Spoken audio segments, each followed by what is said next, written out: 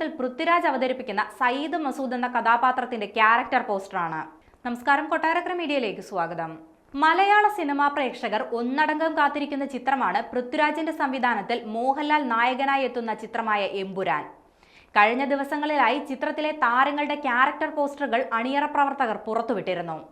ഇപ്പോഴിതാ ഏറ്റവും ഒടുവിലായി പുറത്തു വന്നിരിക്കുന്നത് ചിത്രത്തിൽ പൃഥ്വിരാജ് അവതരിപ്പിക്കുന്ന സയ്യിദ് മസൂദ് എന്ന കഥാപാത്രത്തിന്റെ ക്യാരക്ടർ പോസ്റ്ററാണ്. മോഹൻലാൽ അവതരിപ്പിക്കുന്ന ഖുറേഷി അബ്രഹാമിന്റെ വലം കൈയായ സയ്യിദ് മസൂദ് എന്ന കഥാപാത്രത്തെയാണ് ചിത്രത്തിൽ പൃഥ്വിരാജ് അവതരിപ്പിക്കുന്നത്. എംബറേഴ്സ് ജനറൽ എന്ന വിശേഷണത്തോടെയാണ് താരം ചിത്രത്തിലെത്തുന്നത്.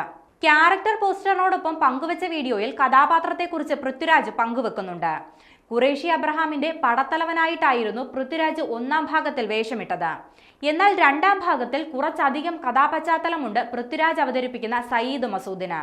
എങ്ങനെയാണ് ഖുറേഷി സയ്യിദിന്റെ ജീവിതത്തിലേക്ക് വരുന്നതെന്ന് എമ്പുരാനിൽ വ്യക്തമാകും.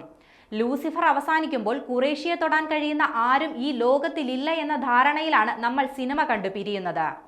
അതിനു മുന്നേയുള്ള ചരിത്രമാണ് എമ്പുരാനിൽ പ്രേക്ഷകർക്ക് മുന്നിൽ അവതരിപ്പിക്കുക.